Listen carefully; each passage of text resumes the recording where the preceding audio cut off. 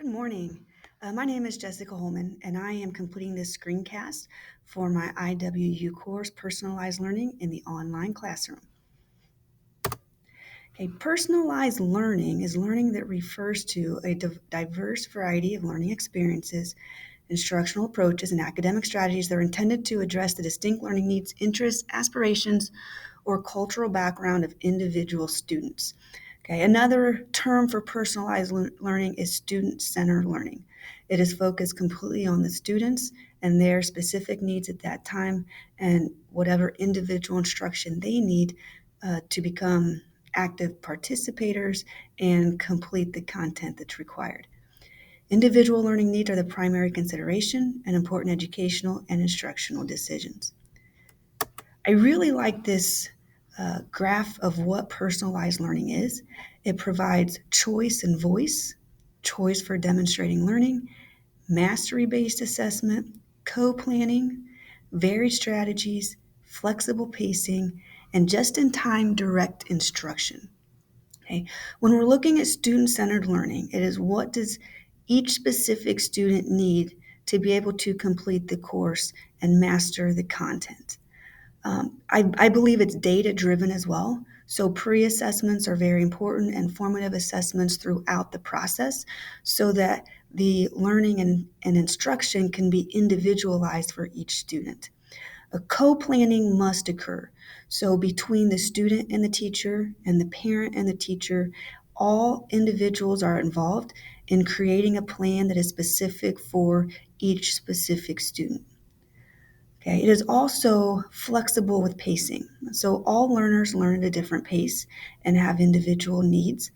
So student-centered learning or personalized learning allows students to work through the content on a base that is suitable for them and in which they can understand the content as well. Also, there's varied strategies. So students are given more than one way or modality to learn the material or access the content. So we may have individual instruction with Zoom or teacher-led instruction with Zoom. They might have the opportunity to watch some videos specific to material that they're looking for. They could research online, an inquiry-based approach. They could discuss strategies or be grouped with other students so that students can learn together, work together, and kind of bounce ideas off of each other. So there's a lot of different strategies. Now, in addition to different strategies in learning the material, there's also various strategies in how the material is assessed. So students may have a choice of creating a project based on their interests. Maybe they choose to complete some practice problems out of a textbook. Maybe they create a presentation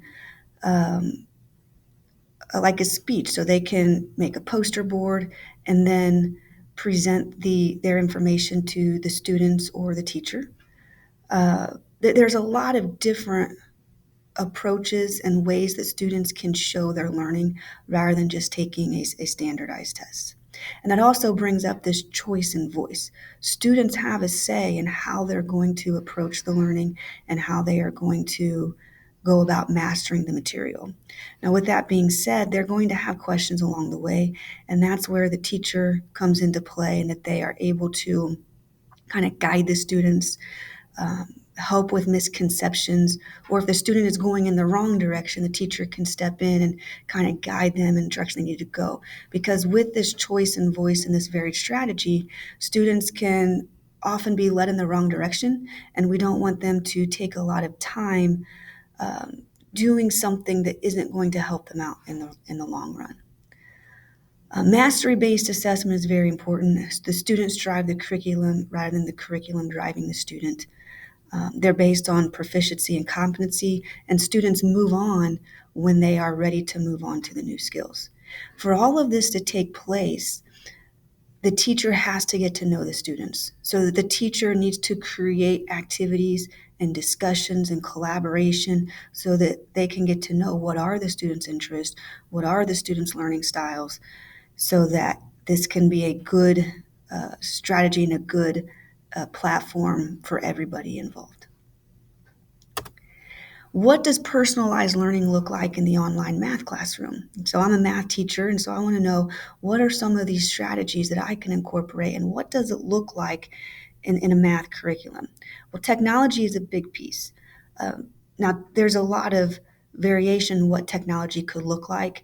Within schools, programs such as ISL, Alex Math, Delta Math can be tailored to students' individual needs. So they can take pre-assessments, or if I notice that there's a topic that they're struggling with, I can assign them some work in one of the programs or platforms, and they can have direct instruction and some practice in that individual with that individual skill, so then they can move forward with the material. A productive struggle is very important, and this is definitely the teacher's responsibility of knowing where the students are. Productive struggle provides the students with a task or a challenge or a problem in which um, they have the knowledge to answer the question. They can access the problems from very different viewpoints in several different ways. So whether you have students who are kind of performing at a higher level and students that are performing at lower levels, all students have a way to at least access the problem. But it's challenging. It's not just to memorize these steps and solve the problem. So they're going to have to apply what they know. And there's several ways to go about it and solve it. But no matter the level of the student, it's accessible to them. But they also have to think and use what they know. Okay, voice and choice is huge in student-centered learning. So they can choose a math topic. I saw this online and I thought it was a great idea, like quadratics.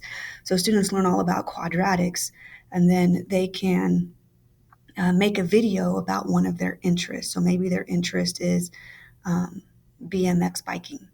Maybe their interest is a sport. Maybe their interest is dance. And how can they apply what they know about quadratics to their interest? So they can make a video performing an action, and then they can analyze their jump, or they can analyze the trajectory of the ball using quadratics. And so that allows them to demonstrate their learning, but it makes it more interesting for the student because it's about an interest of theirs that they feel strongly about. Okay, personalized learning in the math classroom provides students 3 to 4 options to demonstrate their knowledge or practice some skills. And that could be through technology, textbook, a presentation, but I would provide students with 3 or 4 options, and they would have to choose 1 or 2 of those in order to practice and demonstrate their knowledge. Personalized learning is a lot of work. It's a lot of responsibility on the teacher, especially when class sizes are really large. But when done well, there are aspects of this learning strategy that can be very successful and provide success for students in the online math classroom. I found a lot of information from Carrie Rice's book, Making the Move to K-12 Online Teaching. The personalized versus differentiated versus individualized learning from ISTE. And then I also read a great article about personalizing secondary math using productive struggle. Thank you for your time today.